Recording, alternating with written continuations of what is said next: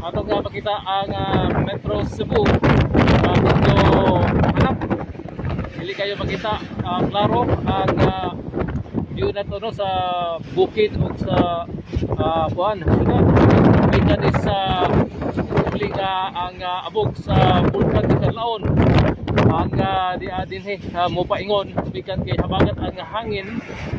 Nani ang sitwasyon karon nga mga panahon na daghan ang medyo napuling bikan aning volcanic ash abog gikan sa Bulkan nga Canlaon.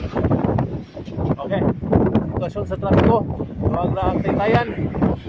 Medyo nagunan ko ang baon bikan sa kusang hangin habagat kunya pungan pa sa volcanic ash nagdiya karon na dinhi mapadpad sa atong lugar.